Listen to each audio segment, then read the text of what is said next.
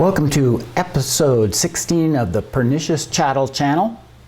Today, we're looking back to the 1960s and the hippies. I've been thinking a lot about different ways of being in the world, and I know for sure I want a more relaxed and less destructive way of being. A way of being that cultivates cooperation and community.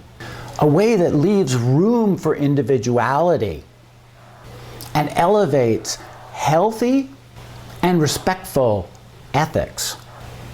A way of being that demotes materialism and acquisitiveness. And well, all of those ideas, all of those interests keep reminding me of hippies.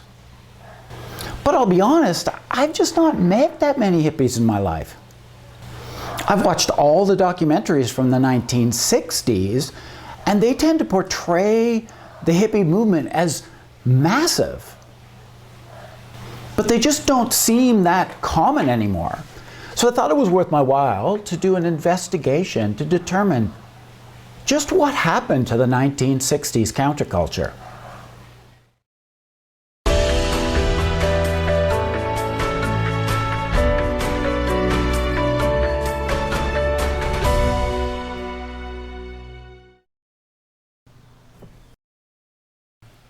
For the uninitiated, the hippies were baby boomers, children who were born between 1946 and 1964. They were the children of the young adults who came home from World War II and started families.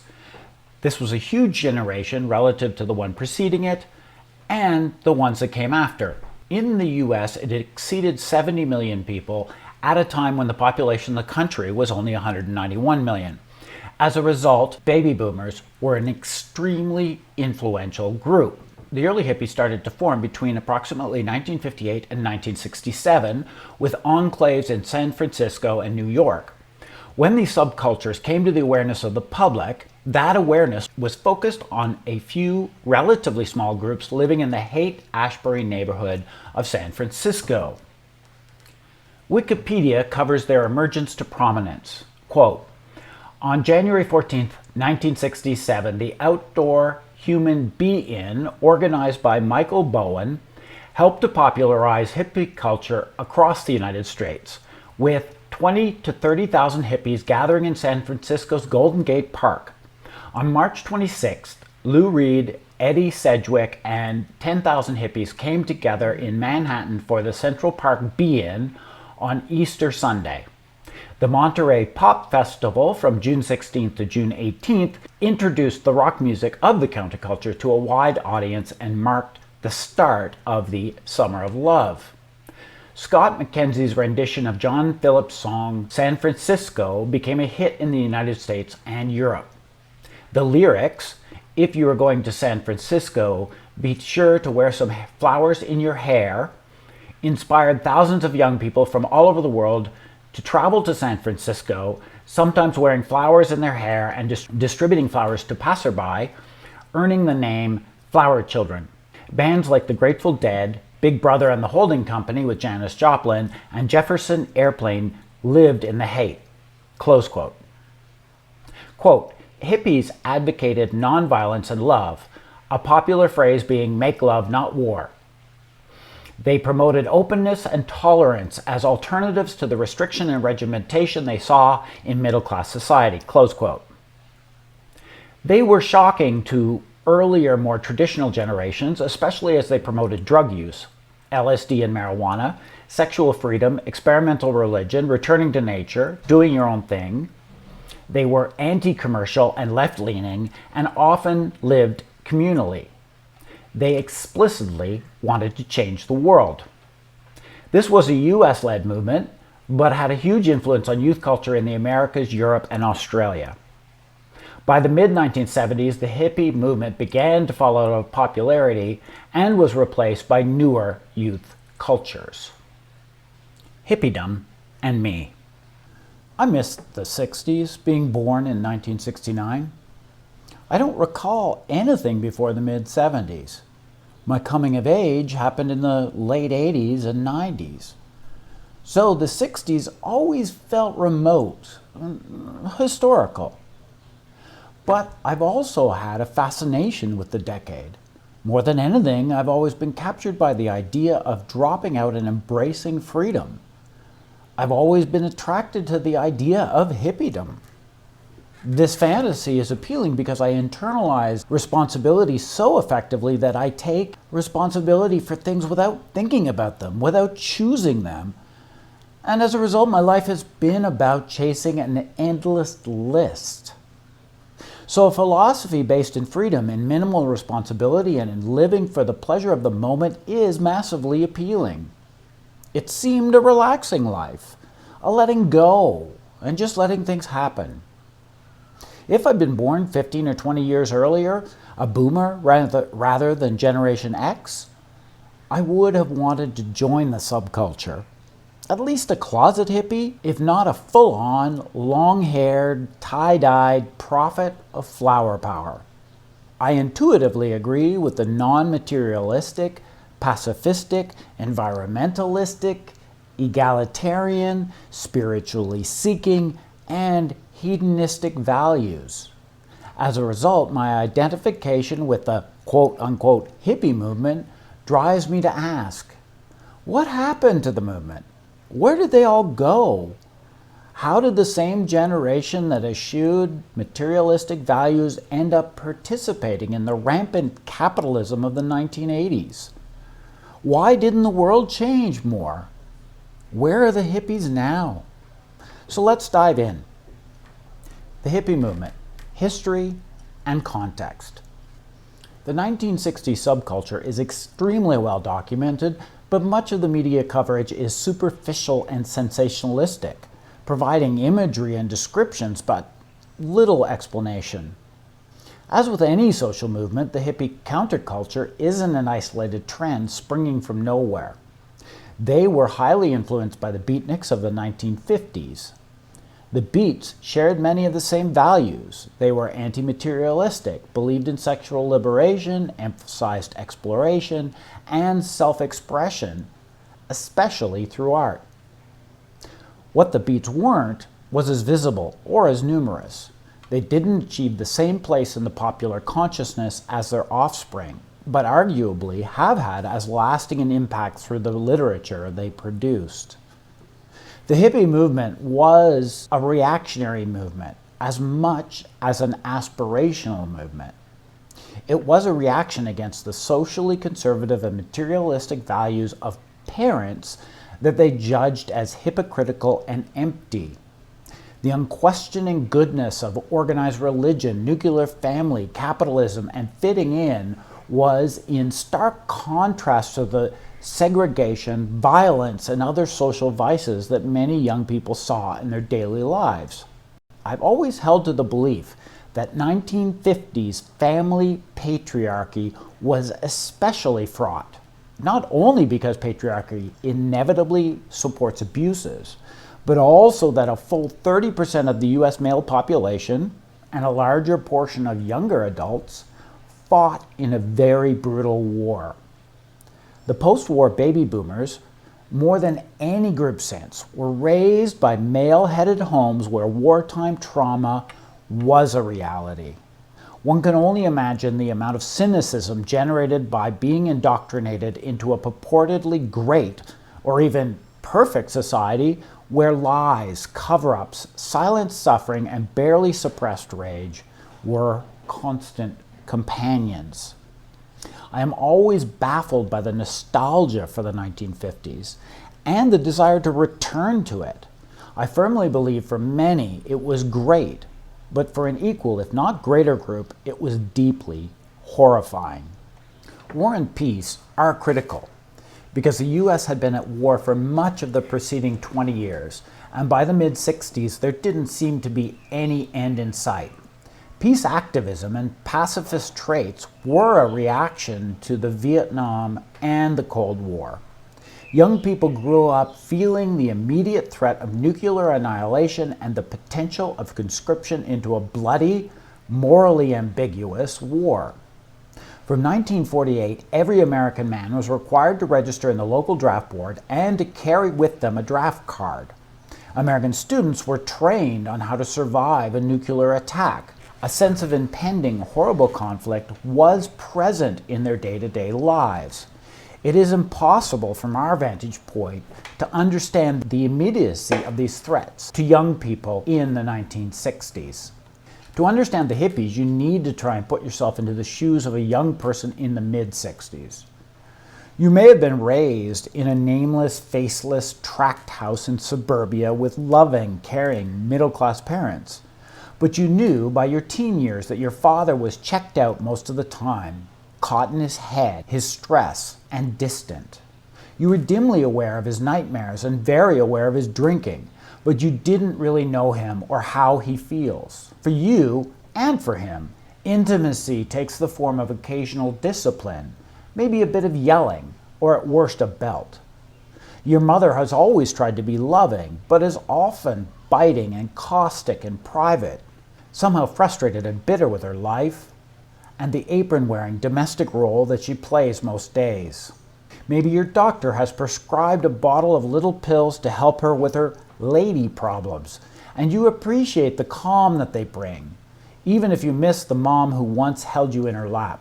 You go to a school that bores you with a mix of rote learning, nationalism, whitewashing, and repeated messages about duty and responsibility, but occasionally mixes it up with some duck and cover drills.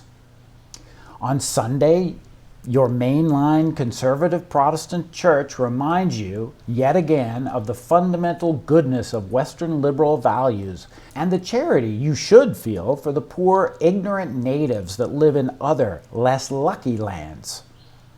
The lands like Vietnam, where you see TV images at 6 p.m. every evening in your living room of the dead, men, women, and children.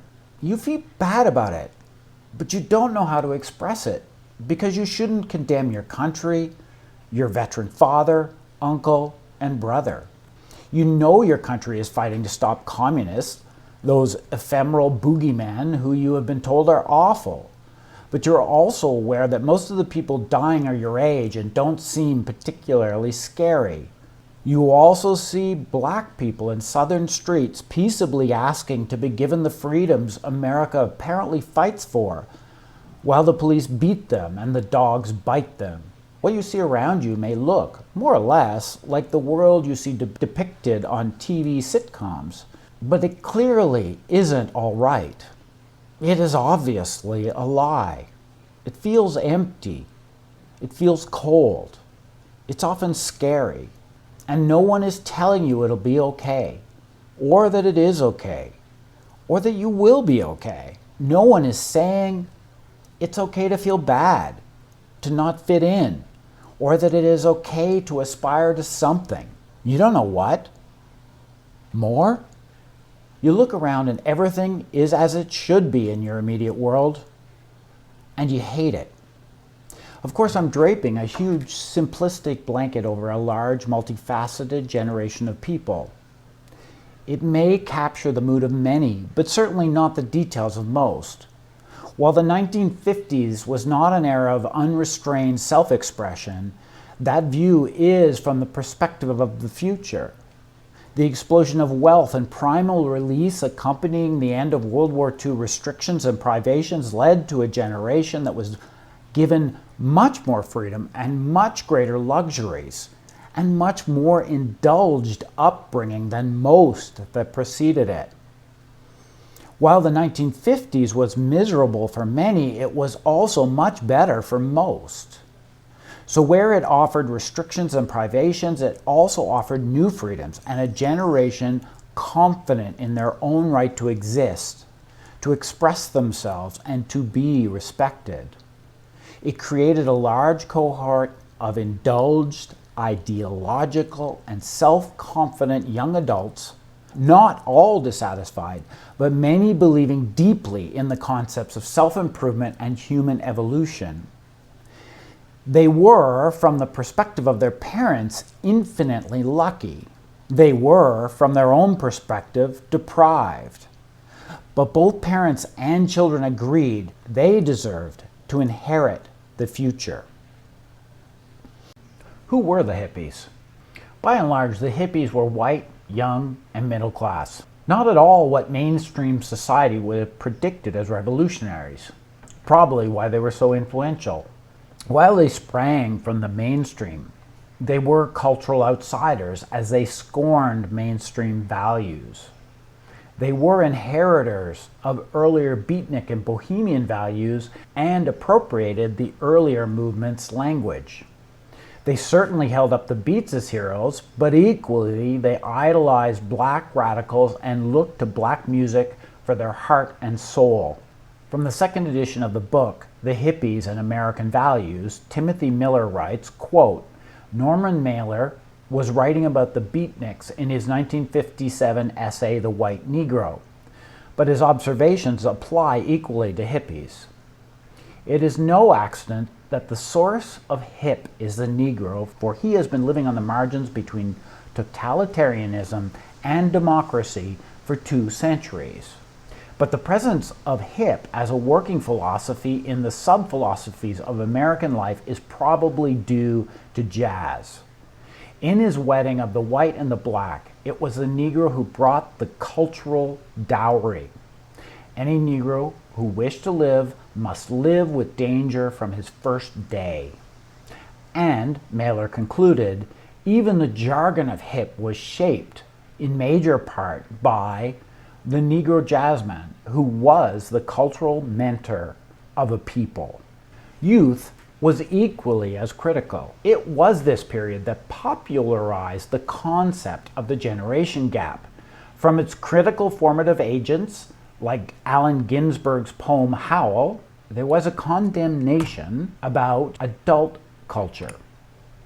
Returning to Miller, quote, Andrew Kopkind, writing in Rolling Stone about the 1969 Woodstock Festival, saw a phoenix of new culture rising from the ashes of adult American life. What is not illusory is the reality of a new culture of opposition. It grows out of the disintegration of the old forms, the vinyl and aerosol institutions that carry all the inane and destructive values of privatism, competition, commercialism, profitability, and elitism.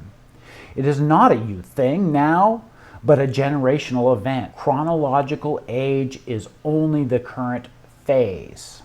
As they were primarily a response to their parents and a response to the mainstream, it is perhaps no surprise that they were basically a younger reflection of the mainstream.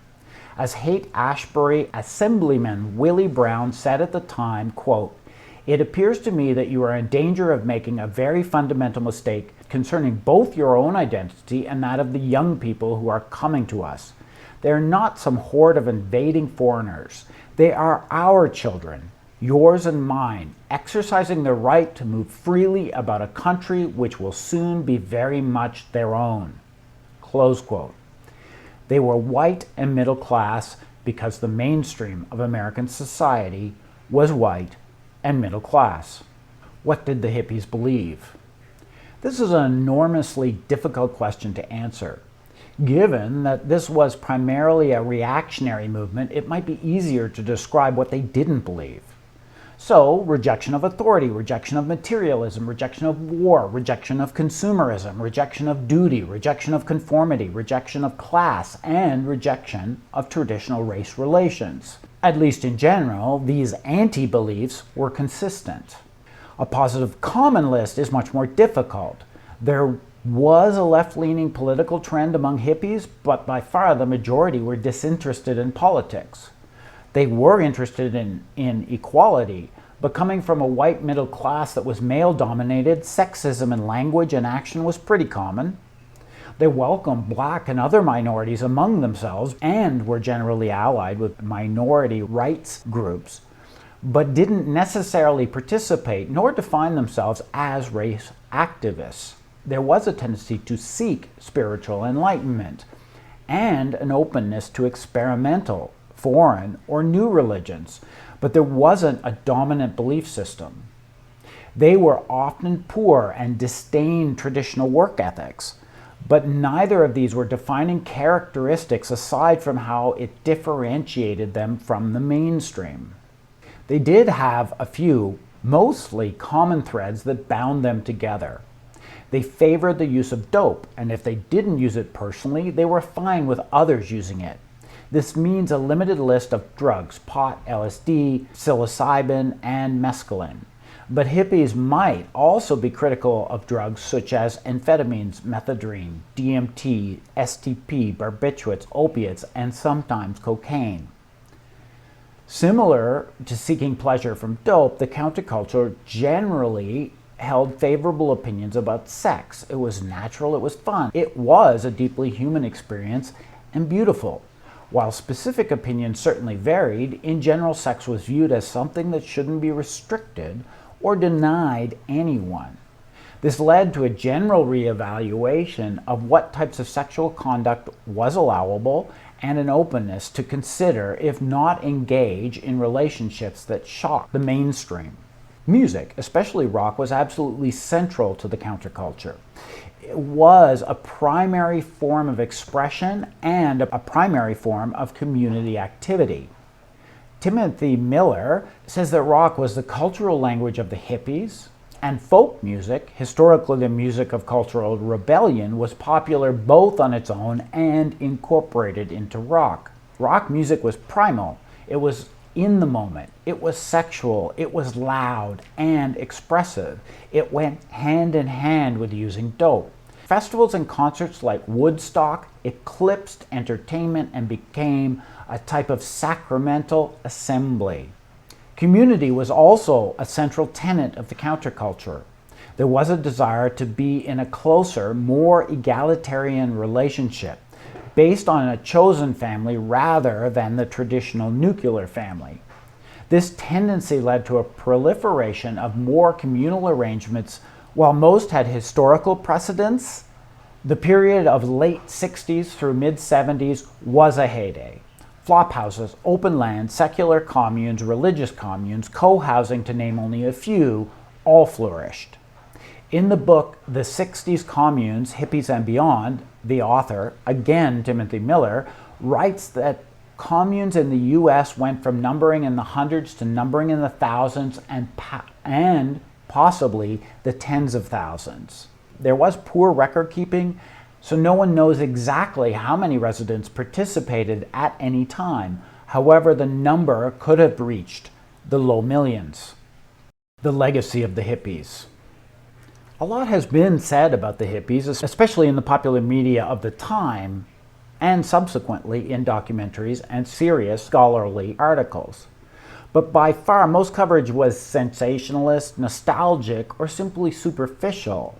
So I, like most people, believed that the movement was an important harbinger of change, but that the movement was really no more than a passing fad with little true importance. Hippies were, and remain, laughable, a clownish archetype in our culture. It is easy to dismiss them as unimportant, and this is a mistake. Hippies were, first and foremost, popularizers of many movements now part of established values. They were the culture war's shock troops. Legalization of marijuana, obviously, but also support for minority rights, egalitarianism, driving greater acceptability of civil rights, women's liberation, and gay liberation. None of these movements were born in the hippie subculture, but they popularized a form of ethics that strengthened minorities' claim to fairness and tolerance. They helped tremendously in changing social attitudes to sex and sexuality. This change may have happened anyway, but in their outrageousness and their unapologetic praise for more open and free sexuality, they forced regular society to admit that monthly married and missionary sex wasn't the only sex possible. Hippies may not have caused the change, but they certainly got the mainstream talking. Similarly, the hippies and their rejection of materialism in favor of a search for a meaningful spirituality created space and invigorated a respect for the natural. Natural medicine, natural foods, vegetarianism, veganism, and perhaps most importantly environmentalism were all popularized by the counterculture.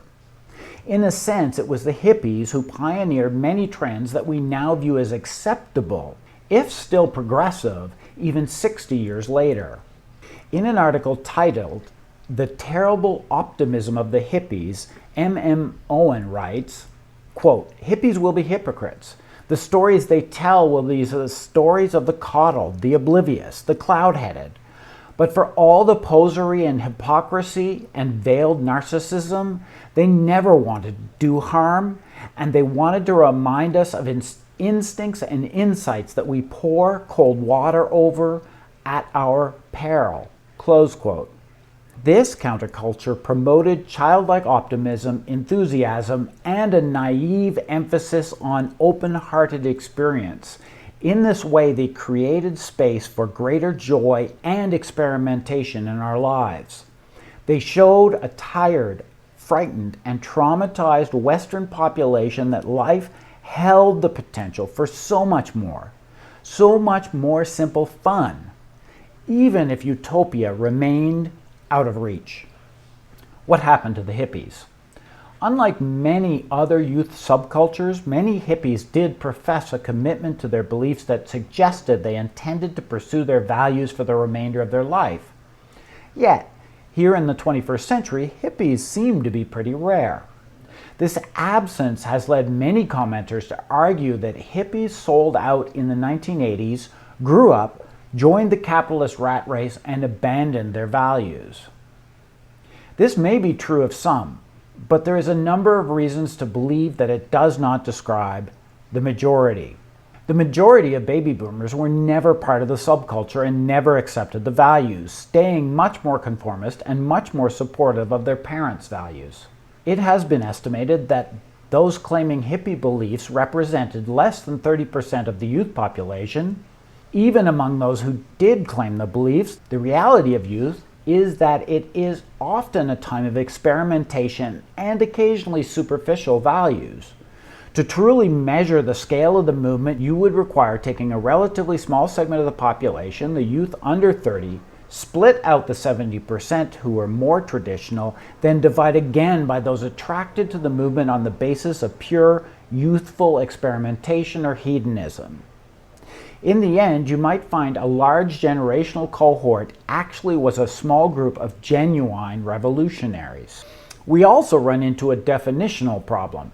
What exactly is a hippie? As stated above, it is very difficult to nail down exactly what defined the group. If it is a simple belief in seeking spirituality, having permissive views about sex and drugs, a belief in community, and liking rock music, then I'm a hippie, as are a lot of others. Most of us use their language daily. Hip as in hipster, getting high, having hang-ups, or being uptight, and being cool. Don't forget tripping, power trip, ego trip, drug trip. If we talk about really broad values, valuing individual freedom, valuing nature, and a concern about the environment, then hippiedom is now more popular than ever. What about all the variations of hippies? The civil rights worker in denim and long hair, the back-to-the-earth vegetarian in their commune, the environmental activist standing in front of the bulldozer, the festival follower who chased the Grateful Dead, Fish, and now shows up at the Burning Man, the unconventional family with a loving throuple, the traveler in their van living on freelance work, the tiny house movement, all of them, maybe more, are with us now. Do they all still dose with LSD? Probably not. But did they all do it back in the 60s? Probably not. Some commentators have pointed out the importance of the media to the subculture. In fact, it is possible to argue that the hippie movement was both created and destroyed by the media itself.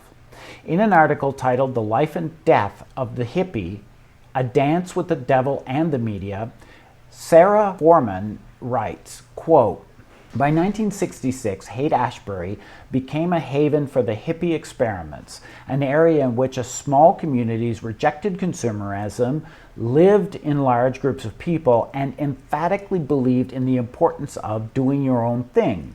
This emphasis on independence and individual identity would not lend itself to the characterization of a movement. But the need to define what was going on in the American youth culture led the media to classify it as such, close quote. The media then exploited the, quote, movement they had created by milking it for sensational stories, selling advertising that targeted the hip youth, and selling music and fashion. Quote, hippiedom no longer represented a shift in consciousness, but had become merely a change in superficial values, more a matter of fashion than a statement of any revolutionary attitudes. Ultimately attracting superficial people and pushing to the margin those who had first gathered out of ethical conviction. When the sensation had played its course, it was exploited for entertainment and humor, and everything once hip became hippie kitsch. What can we learn from the hippies? As someone who grew up in the 70s, 80s, and 90s, I have noticed that youthful enthusiasm has changed. The youth have always distrusted older generations, but the current deep cynicism is verging on nihilism and isn't a motivation for a better future. Those of us who are progressives know that we need to drive the world to change, to one less consumptive, less competitive, and more community-oriented. But does the looming death of our environment need to be the only motivation? What about childlike joy? What about optimism? What about a hope for a better tomorrow? Would it not captivate and energize better than only hand-wringing and catastrophizing? Is our only choice dark, gloomy horror versus blissful ignorance and lies? We also have an opportunity to recognize that no segment of the community, no matter how big, no matter how enthusiastic, can achieve what a whole community can achieve. We need the wisdom of our old, we need the strength of our middle-aged, and we need the energy of our young. We need youthful revolutionaries, and we need the caution of the old. We need to adapt, but sometimes also maintain. We need to learn from past successes, but not forego daring experimentation. We need to be cautious with those who want to use us. From the manufacturers trying to sell us green alternatives to the media who want to sensationalize our desire for change. We need to be vocal. We need to be heard, but we must be careful and with great intelligence control our own messages. We need to cooperate when it makes sense, but never, ever become too dependent. A lasting and meaningful change cannot come from the elite of the present. They have little to gain from our success and will, once we cease to be entertaining or useful, throw us onto trash heaps like any other disposable. We need to be realistic about our aims. Better is achievable, utopia is not. We need to live in the world and work on changing it. Otherwise, we will face the same hostility, we will face the same ridicule, and we will exhaust ourselves trying to solve too many problems at once. The hippies may have been right about a lot, but they lacked the wisdom to compromise, to cooperate, to be tactical, and sometimes to exercise patience. The hippies didn't fail. They blazed a trail. Now it's our turn to pick up where they left off and to reuse what they taught. We don't have any choice anyway, so thank God it looks like such good fun. Tune in, turn on, and drop out, brothers and sisters.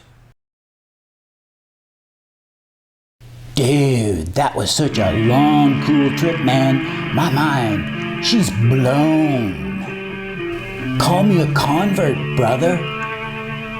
From now on, I'm just going to be letting my freak flag fly high.